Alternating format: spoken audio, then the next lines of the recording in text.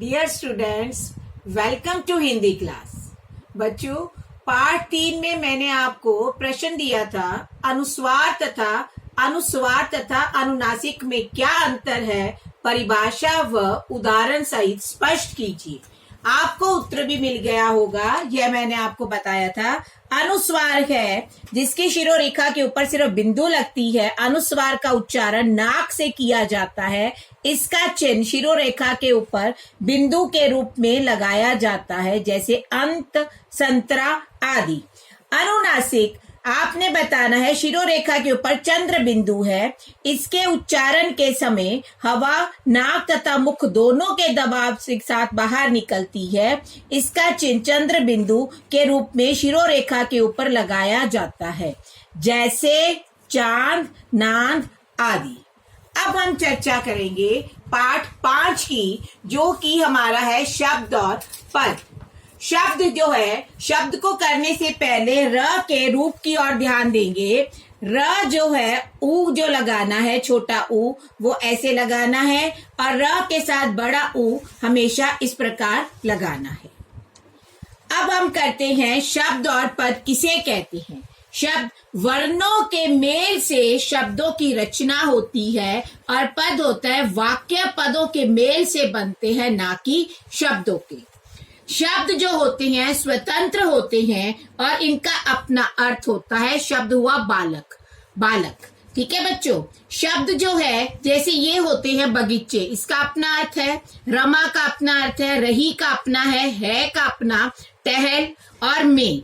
अगर हम इसे देखेंगे, ये शब्द है ये, लेकिन वाक्य तभी बनेगा जब ये पद बनेंगे। कैसे? रमा बगीचे में टहल रही है। शब्दों के मेल से वाक्य बनते हैं।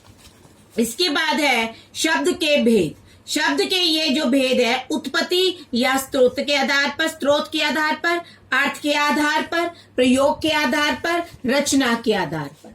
पहला है उत्पत्ति या स्रोत के आधार पर। इसके भी क्या क्या रूप हैं? तत्सम, उसके बाद तद्भव, देशज, विदेशी, संकर। पहले हम इसके बारे में पढ़ेंगे।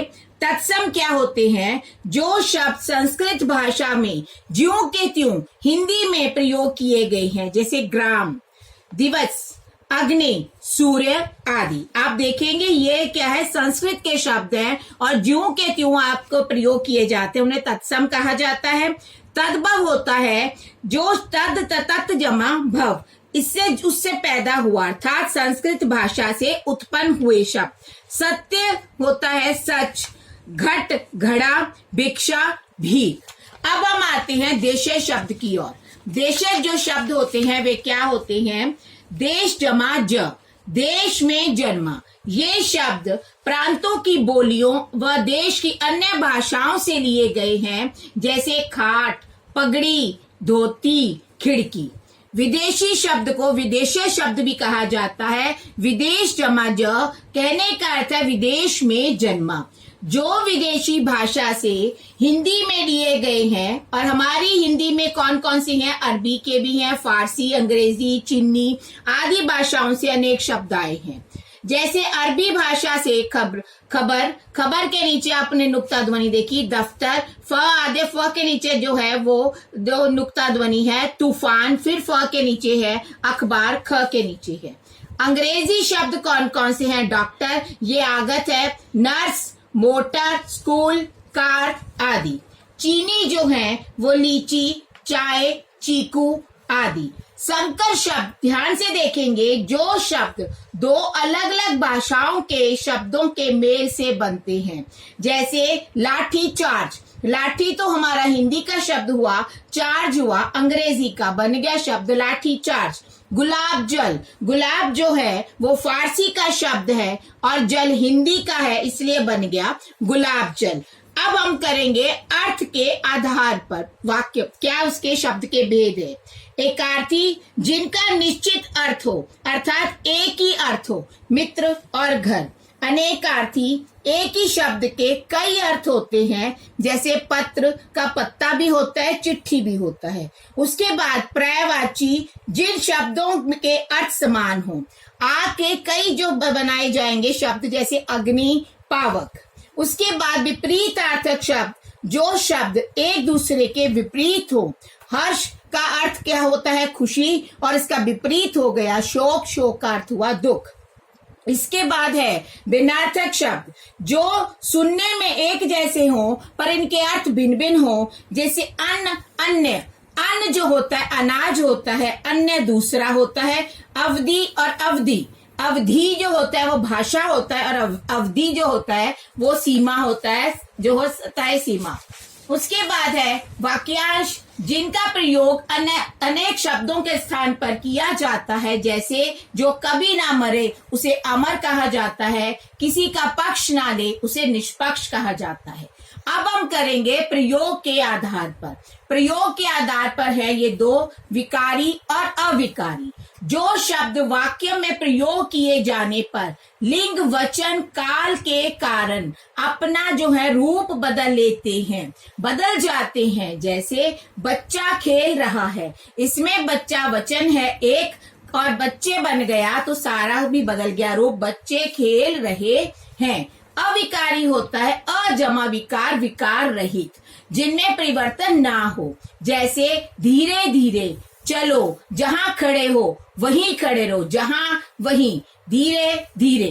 अरे ये भी जो है हमारा अविकारी शब्द है। आप आ गए, आप कहाँ गए थे, ये इन शब्दों से इन शब्दों के कारण उस वाक्य के ऊपर कोई भी परिवर्तन नहीं आता। अब है रचना के आधार पर, उसके आधार पर, उत्पत्ति के आधार पर, व्यय उत्पत्ति के आधार पर जो है वो रूढ़ है, यौगिक है और योग रूढ़ है।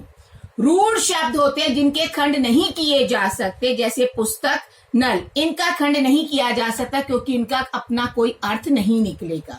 यौगिक में हम इनका खंड कर सकते हैं। इनका अर्थ होता है राष्ट्र जमा पिता, रेल जमा गाड़ी। योग रूढ़ में इनका भी खंड किया जा सकता है, लेकिन इनका एक विशेष अर्थ होता है, जैसे नीलकंठ, नील जमा कंठ, नील होता है नीला, कंठ होता है गला, इसलिए इसका तीसरा जो विशेष अर्थ है वो है शिव। पीतांबर, पीत जमा अंबर, आपने इसे अलग अलग किया। पीत का हिंदी में अर्थ पीला और अंबर का वस्त्र, पीला वस्त्र। पीले वस्त्र को कहने धारण करने वाले कौन है? या तो भगवान कृष्ण या पीतांबर, कभी इनको भगवान, इसको विष्णु को भी कहा जाता है। दशानन, दश जमा आनन, दश होता है 10, आनन होता है मुख। 10 मुख किसके थे? रावण के। रावण इसका विशेष अर्थ हुआ, इसलिए योग रूढ़ की श्रेणी में आया। जब शब्द वाक्य में प्रयोग किए जाते हैं तब वे पद बन जाते हैं और पद व्याकरणों के नियमों से बंधे रहते हैं।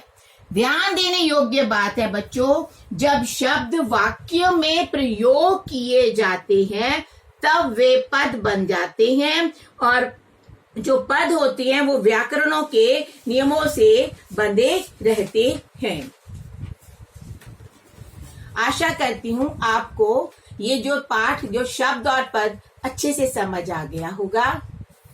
बच्चों घर पर रहो, खुश रहो, स्वस्थ रहो।